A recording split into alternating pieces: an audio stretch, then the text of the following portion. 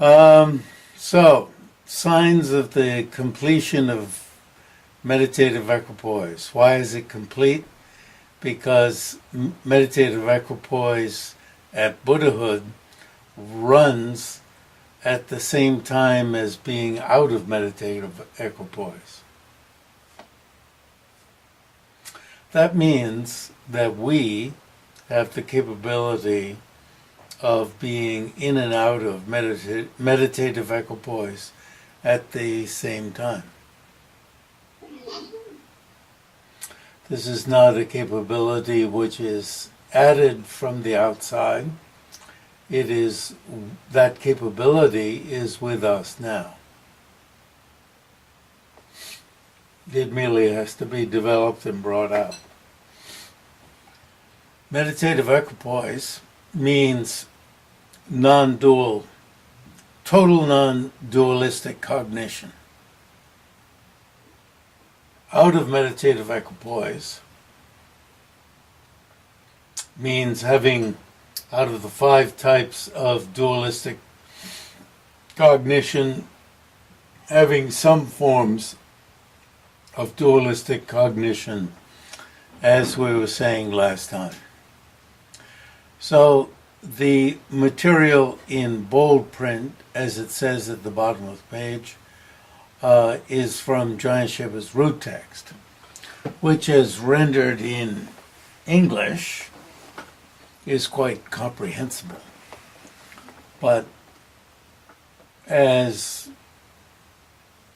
the Dalai Lama says about Jam-yang-shay-ba's root text, the words of the root text in Tibetan are like stones, one stone put against another stone.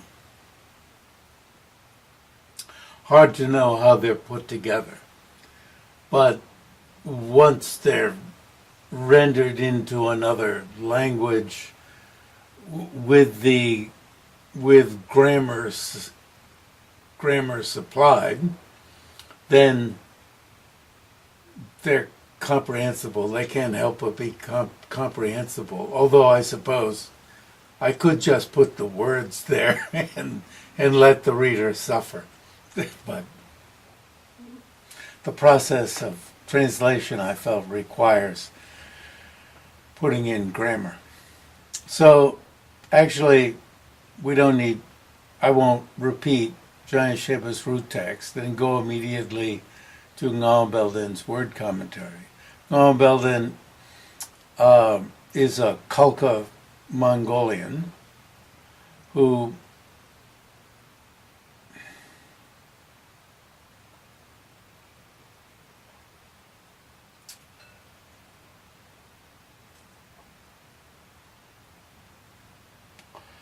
rose to the rank of Chöje, and I really can't say what that rank is.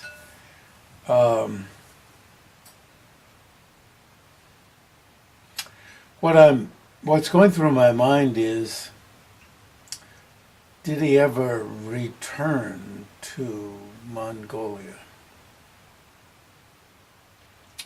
So read the short bio in any of many recent, like the Two Truths texts, probably all have the same bios on him.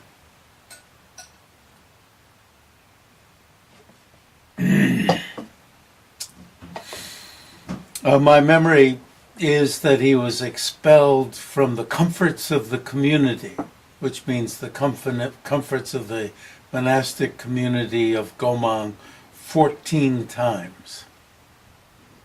I was told that up on the roof of, I believe it's got to be the Gomang Great Assembly Hall. There's a few residences, small monk residences up there by someone who knew him. Because he was so controversial. He studied, he was a member of the Gomang community, but he also studied Losaling texts and he didn't mind debating from both points of view. And so he got his ass kicked out of it's really the giduk. I think I have two words for the translation, but anyway, the comforts of the Gomang monastic community 14 times. And that means he got allowed back in 14 times. On the fruitional Buddha ground, and this is the first fruit is drebu. Fruitional is mimba. And it is maturational, matured Buddha ground. The pristine wisdom of meditative equipoise and the wisdom of subsequent attainment. Subsequent attainment means having attained meditative equipoise. So after that, do not alternate.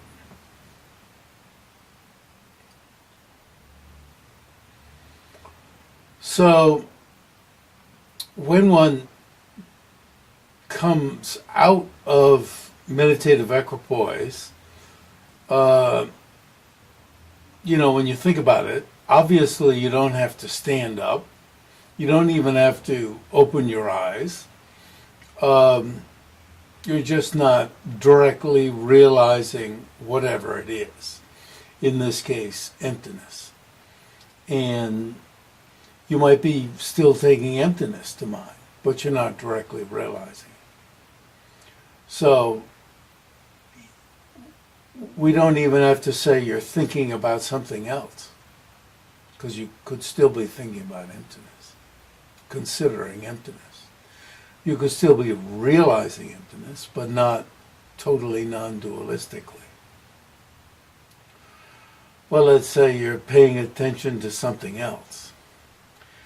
But you most likely would be, say, thinking of considering something else, let's say paying attention to your body, within being conjoined with the impact of realizing emptiness. Right? The force of realizing emptiness will remain for a certain period of time.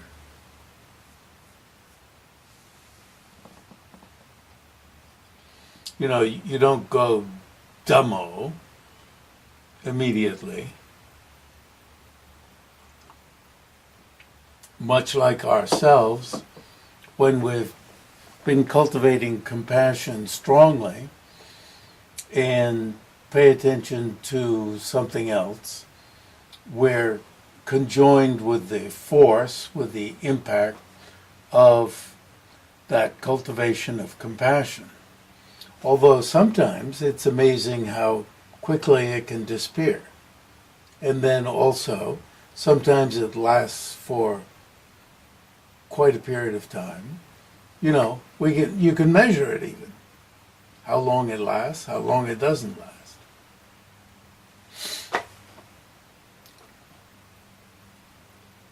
So, a problem is arising in my mind. Wisdom of subsequent attainment.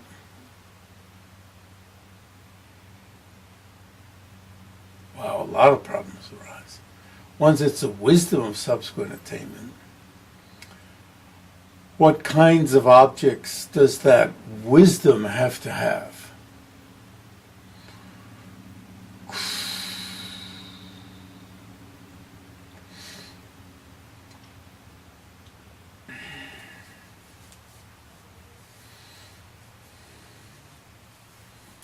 So, rather than my speculating a lot, you might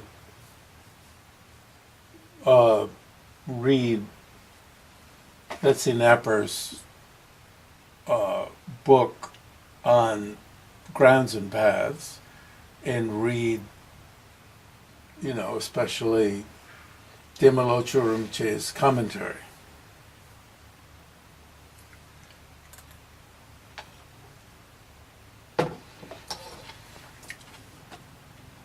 So they no longer alternate. They've become one entity. Then, the movement of mind, that is,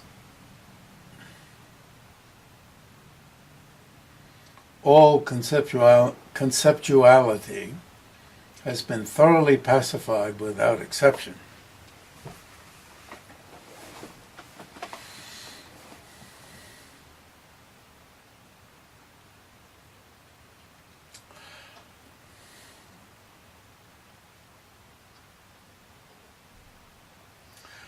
Why I'm pausing is there's a broad, very broad meaning of conceptuality that includes all minds and mental factors, both conceptual and non-conceptual.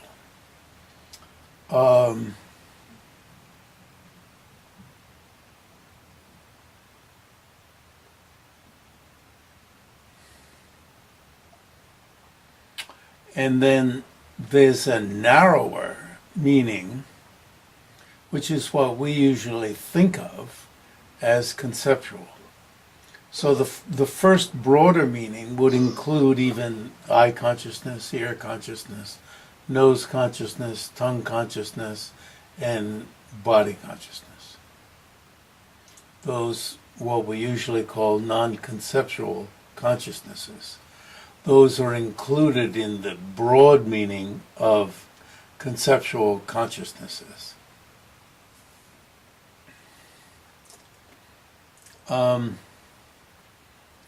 Afflictive emotions. Well, this is a bit of another topic. I've been criticized from another quarter for calling all afflictions afflictive emotions. Is ignorance even an emotion? And this criticism is coming from the English word emotion. And you see, ignorance is a form of conceptuality, and by the stricter meaning of conceptuality, it is a movement of the mind. So I'm stretching the meaning of emotion, motion out, or just motion, emotion, movement of the mind. This word movement of the mind comes from Chandrakirti. So rather than twisting Buddhism to the common meaning of emotion in English, or bending Buddhism, Chandrakirti, to the common meaning of emotion in English, I want to bend English, the English word emotion, to the meaning in Chandrakirti. And I've spoken about this in public, but I did not answer the criticisms, which have come from two persons, yet, in writing, just out of, well, not feeling I had the time. I'm usually tired enough, but of course my mind goes on and responds to it. By people who see the ignorance that conceives of inherent existence as something, shall I say, surgically cold. It's cognitive. They want to say it's not affective. Well, I say it's affective. It has a lot of feeling. how do we know that? It's because when our ignorance that conceives of, even learned types of ignorance, when these are undermined, we have, shock and sense of loss, and we have emotional holding on to, being a Republican, being a Democrat, being an adherent to Trump, being an adherent to blah blah, being a white racist, a black racist, a yellow racist, a red racist, you name it, the various varieties. Being a, whatever you call us folks who stand up for being males and stand up for females and I'm short and whine over being dumped on for being short and I'm a WASP, a white Anglo-Saxon Protestant. I'm not a Protestant anymore, but we're the best, and Jews are the best. All this crap that we tightly hang on to and can't give up. Tightly hang up and can't give up. And when it's undermined and when our prejudices are undermined, it's, these things are, and there's a huge effective element that holds effective, these are feelings that hold on to it and hold on to them, and in giving them up, it's like tearing away our soul. And when His Holiness talked about his experience of emptiness, which he refuses to call realization of emptiness, remember he said it was like not lightning from the outside, but lightning inside his chest, which hurt so much he was hurt for a few days. Hurt. It pained for a few days. So you see, when we look at words and their English meanings, and my good friend Alan Wallace, in his criticism of, he's obviously criticizing me, he had a series of words like cognitive and blah, blah, blah, and this group of, it was really nice. I really respect Alan. And because he's looked into the meanings of these words, and he had the various, shall I call them afflictive emotions, in groups, in English words for the groups that were like surgical, and I say didn't understand the affective nature of them. So movement of the mind is part of it. They're all conceptuality, but then also I'm spinning off and talking about the affective nature of all of them, afflictive emotions. So, and I'm taking on the English word. The other person is a psychologist whose name will come back to me, to whom His Holiness gave a lot of time. And I met him here in Vancouver. Very powerful thinker. And I should, give this rap back to them.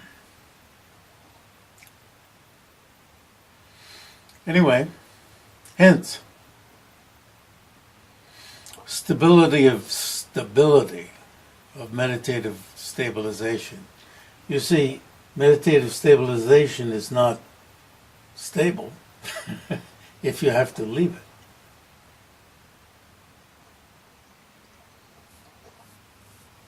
Has been brought to completion. And there is no rising from meditative equipoise. It's really difficult to, let's put number one, it's really great to work in two cultures because the two enhance each other. But then it's also really difficult because there are traps in each. There are traps, and and there's a richness in the psychologies of Europe, America, Australia, you name it, Taiwan, contemporary Asia, blah blah blah, things going on. That helps with what we're learning from our Tibetan, Mongolian, blah, blah, blah, and so forth teachers. For instance, with Alan's usage of terminology from, England, the European continent, America, and so forth. It is really enriching and really sparkling. But wow, it's also can be a trap, just like cognitive and affective. And you can catch it and think, oh yeah, these are the two wings of the bird flying to enlightenment. There's compassion. Chandrakirti himself says, one wing is compassion and the other is wisdom. And you've got affective and cognitive. And it's carrying, we get affirmation like from Chandrakirti. It's carrying it too far. Carrying it too far. And the evidence, we've heard the evidence. But again, Thomas Kuhn, in his great book about scientific so-called, it's not so-called revolutions, the evidence builds up and you don't notice it until you say, oh, that's bullshit.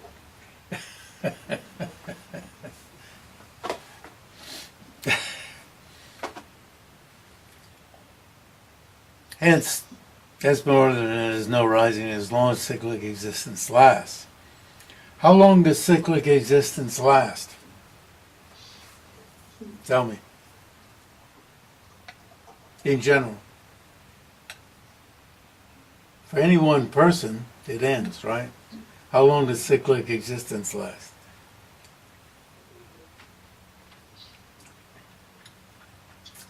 Till the last sentient being is liberated. Is there a time when every being is liberated? There is the possibility of it. So you're saying yes. There's the possibility of it. So you're saying yes? Yes or no? Yes. Yes. Yes. So then there's a time when there'll be no more complete enjoyment body So, anywhere. Oh, he says so. So there'll be no more 3 bodies, 4 bodies, 5 bodies. there are no more beings to benefit. What's the purpose of a Buddha? Yeah. I'd stay around. So there is this kind of debate in the, what's called, impartition, perfection of wisdom phase of the teaching. I suppose you could debate it at any point, but so yet the activities of the wisdom of subsequent attainments, such as teaching various doctrines in accordance with a lot of trainees, are also performed. Okay.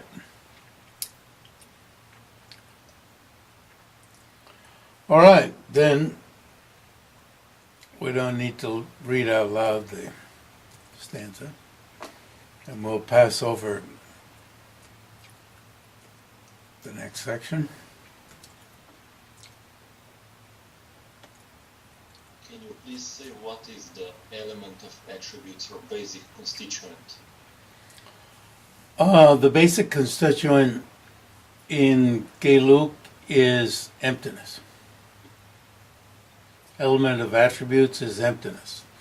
Because when you meditate on it, the attributes of Buddhahood are produced. So it's like an element.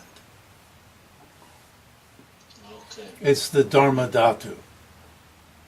Dharma means attributes.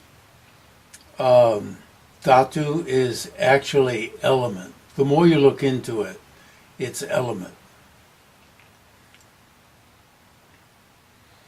And Geluk has to say, it's like a cause. Because when you meditate on it, that meditation serves as a cause producing the attributes of Buddhahood.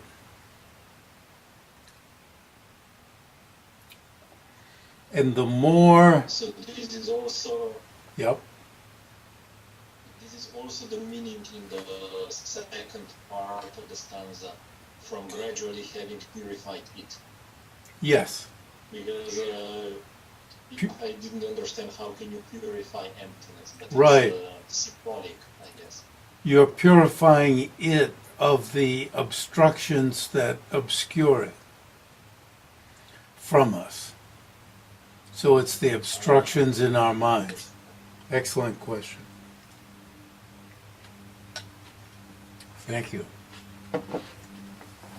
So the obstructions in our own mind, the obstructions preventing liberation from cyclic existence, the obstructions preventing direct realization of all objects of knowledge. Yeah.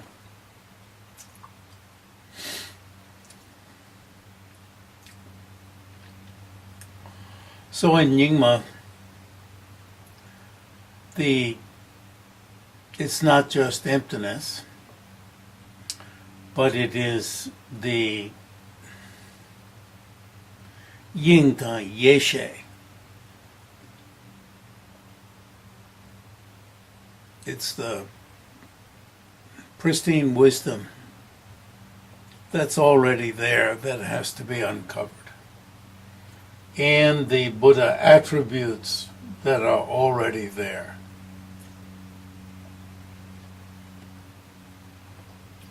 So in Geluk, in what sense are the attributes already there and need to be uncovered? If you meditate on emptiness,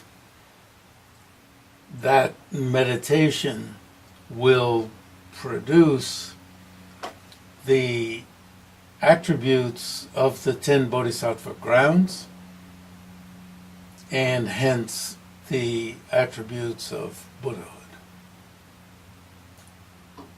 And so Chandrakirti in his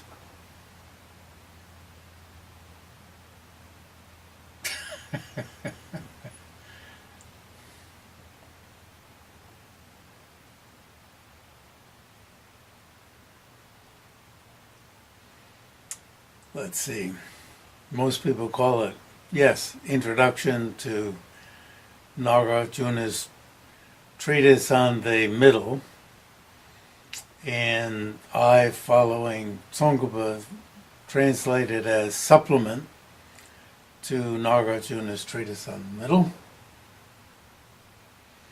lays out the 10 Bodhisattva grounds and other topics as a supplement to Nagarjuna's treatise on the middle.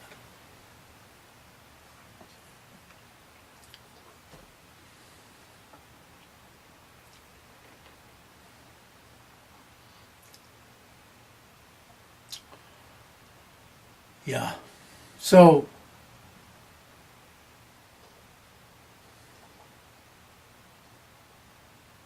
yeah, let's not pursue that too much.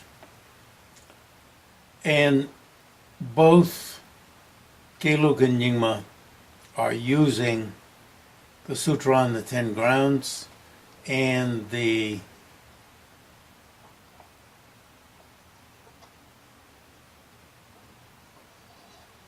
and Maitreya's Gyulama. Give me the give me the translation. Utara Tantra, Yeah, that's translation into back into Sanskrit. Sublime Continuum, Sublime Continuum of the Great Vehicle, or the latter. Yeah, that's my favorite translation. Sublime Continuum. Okay, and 4 bodies, 3 mysteries, 10 and it's just marvelous to actually reading what we're not reading out loud itself is a gas, as we used to say in the 60s. Okay, as knowing Belden says in a hairpore. Now this is,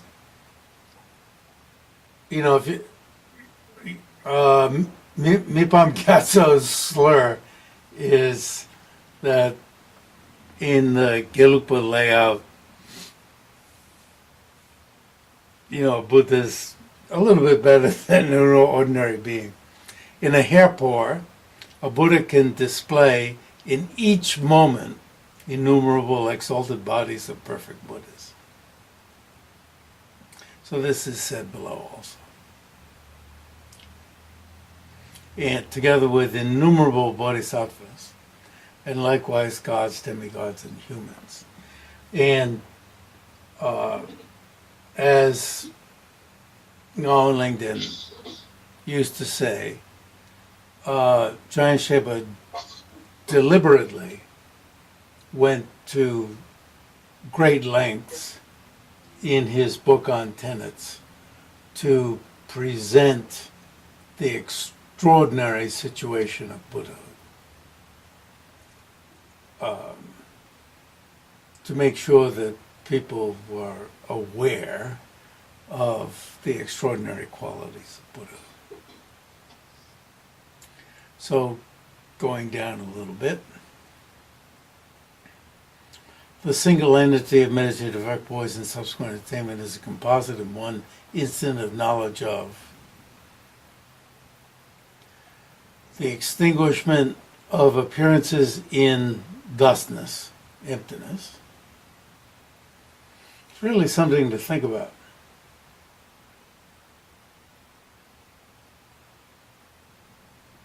It's like dying.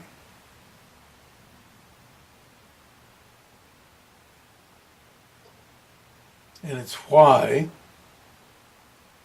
in doing deity yoga, those who don't have facility with meditating on emptiness mimic this process of the disappearance of all appearances. Mimic it. Imagine it. Get used to it.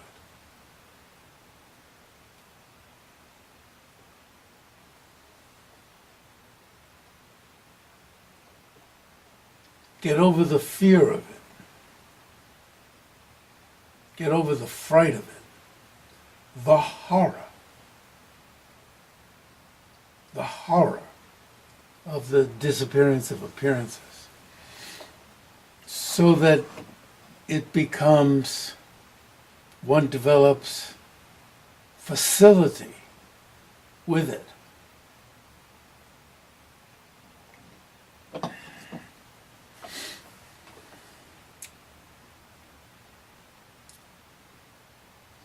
Prior to Buddhahood, one has not overcome the obstructions to objects of knowledge. Knowing everything. By one moment of mind, something's in the way. My mother used to say, she'd be in the sunroom and say, why don't we know everything? Should be missing something in the house. Where is it? Why don't we know everything? And it would make me think, why don't we know everything? And so my mind would imagine the whole house.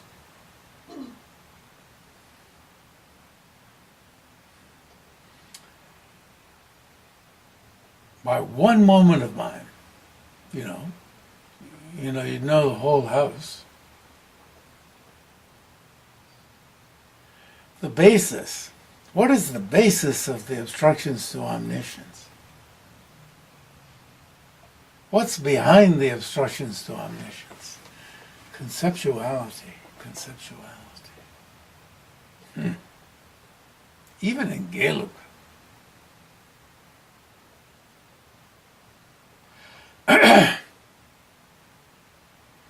And what's behind conceptuality? Karmic winds. Do you have, well, you probably don't have, did I send you a PDF of Walking Through Walls or Calm Abiding and Special Insight? Well, look up Karmic Winds in the PDF. Get Low Trip probably has something interesting to say.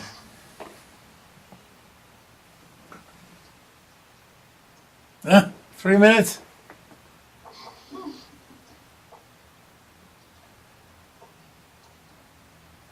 The reason for a Buddha's not having conceptuality is the non-existence of the movement of wind. Karmic winds have stopped.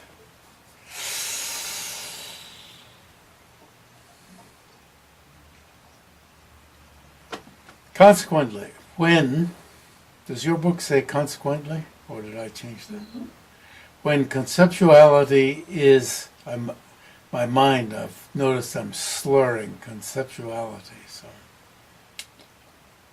old age is pacified. All of the activities of a Buddha spontaneously arrive without striving. Now, of course, you have the force of the collections of merit, which result then in,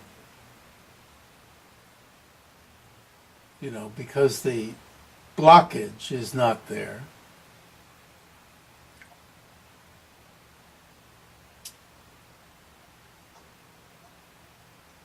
that positive merit, especially from compassion and the activities of compassion, the completion of the firmly abiding meditative stabilization is attained. And the 8 qualities, oh boy, I can say, what a lot of my lamas have said, oh, that'll come below. Uncompoundedness and so forth are attained. Must be 8 in the next. I didn't count. Maitreya. Quiescent.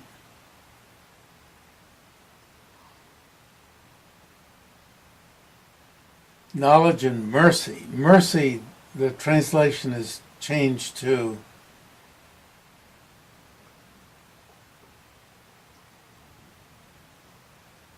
empathy.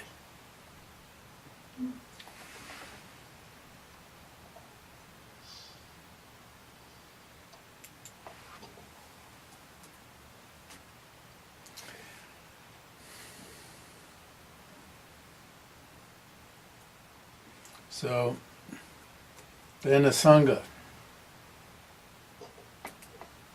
Oh, it says it is spontaneous and so forth.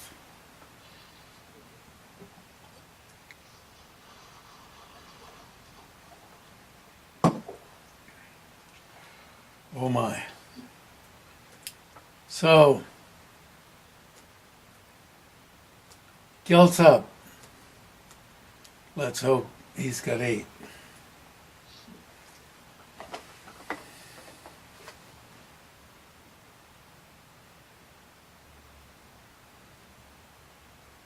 So I think we better stop here.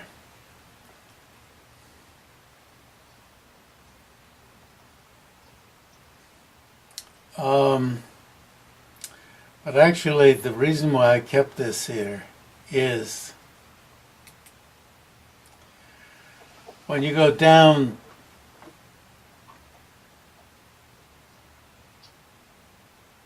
to the big paragraph, number 2,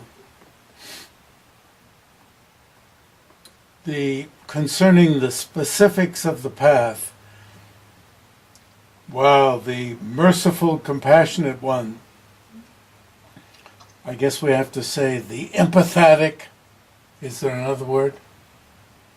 The empathetic, compassionate one teaches a path of fearlessness in the sense of its being supramundane, right?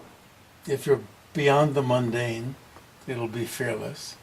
And permanence in the sense of irreversibility. Irreversibility is the meaning of permanence. What does permanence mean? As I mentioned last time, permanence. Irreversible. I guess I better stop. So, permanence means irreversible. It doesn't mean permanent. Permanence doesn't mean permanence. The assertion that the path is a permanent, effective thing is reckless banter. You got here for the last raucous line. Okay. So then we'll pick this up from uncompoundedness. Okay, good day, and see you next week, right?